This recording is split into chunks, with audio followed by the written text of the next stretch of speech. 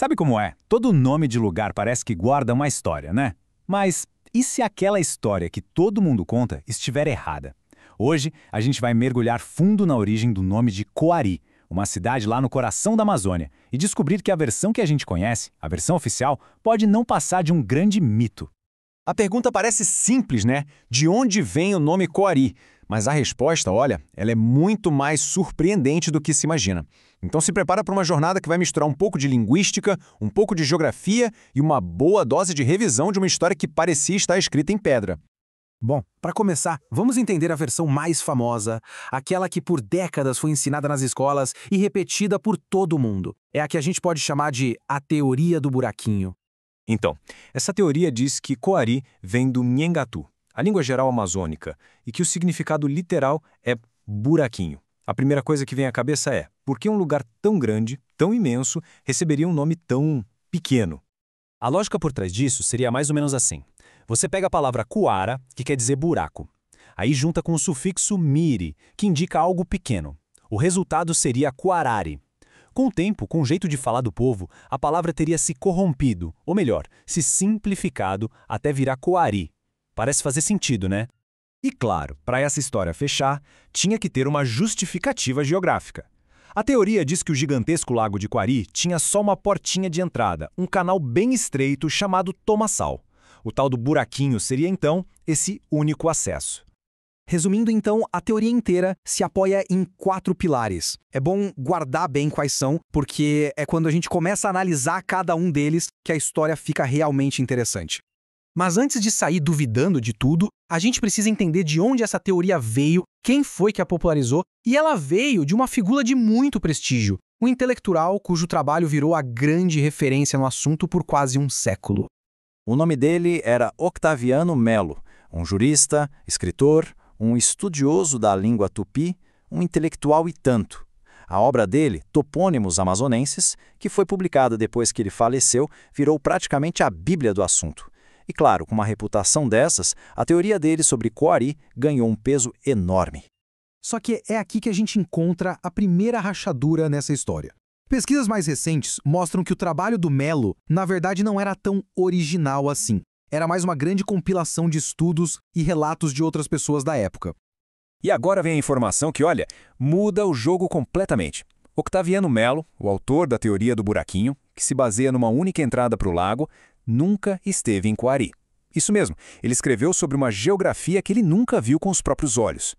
Ok, com essa informação na cabeça, vamos voltar para aqueles 4 pilares que sustentavam a teoria. Vamos ver o que acontece quando a gente coloca eles à prova, contra a ciência e contra os fatos históricos. Vamos começar pelo pilar principal, a base de tudo. A afirmação de que existia só uma entradinha pequena para o lago. Será que isso é verdade mesmo? A resposta é um sonoro não. A geografia real da região mostra que não existe uma, mas sim 3 entradas para o lago de Coari. Olha só, além do famoso Tomaçal, tem o canal do Pera e, o mais importante de todos, a foz principal, que é uma boca gigantesca ligando o lago direto ao rio Solimões. Ou seja, aquela ideia de um buraquinho como única passagem simplesmente não bate com o mapa. Tá, mas aí, quem defende a teoria do Melo poderia argumentar: mas essa foz principal, essa entrada enorme, pode ser recente, né? Antigamente aquilo tudo podia ser terra firme. É um bom ponto. Mas o que será que a geologia nos diz sobre isso? Pois é, a geologia vem e coloca um ponto final na discussão. Estudos do geógrafo Jorge Pereira Reis, lá do IFAM, mostram que o canal da entrada principal é tão fundo e tão antigo quanto o leito do próprio rio Solimões. Quer dizer, ele sempre esteve lá. É uma formação de milênios, não uma abertura que aconteceu ontem. E se a prova da geologia não fosse o bastante, tem também a prova histórica. Em 1768, muito antes de Octaviano Melo, o padre José Monteiro já escrevia nos seus relatos com todas as letras que existia uma barra principal e outra bastante estreita. O primeiro pilar da teoria do buraquinho, então, desmorona por completo. Certo. Se a teoria mais famosa está errada, qual seria então a explicação correta? Agora a gente vai para uma alternativa que, além de tudo, é fascinante.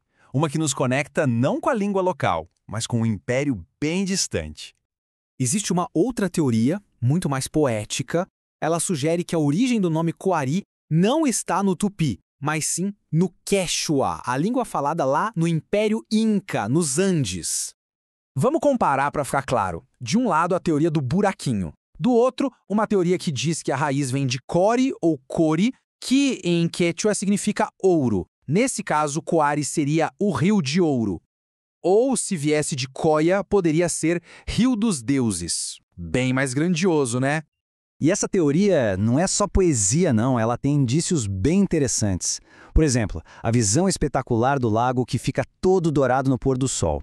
Um dos rios que deságua nele se chama Uaruá, que significa Rio Brilhante. E, o mais importante, a gente sabe que existiam rotas comerciais antigas que ligavam os povos da Amazônia com os povos dos Andes, o que torna esse intercâmbio de palavras totalmente possível. Bom, depois de toda essa investigação, chegamos ao final da nossa jornada. Analisamos as evidências, confrontamos as teorias. Qual é o veredito, então? O resultado parece bem claro.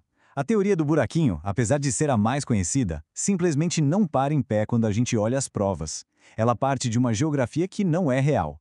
Já a teoria do Rio de Ouro, mesmo que a gente não possa cravar com 100% de certeza, se mostra uma alternativa muito mais plausível e que combina muito mais com a grandiosidade e a história daquela região. No fim das contas, a história do nome de Coari nos mostra que um nome pode ser muito mais que uma palavra. Pode ser um mapa, pode ser um poema e pode ser um lembrete. Se uma história que parecia tão certa pode ser reescrita, isso nos leva a pensar quantas outras histórias que a gente aceita como verdade absoluta estão só esperando por novas evidências para a gente descobrir que a realidade era outra.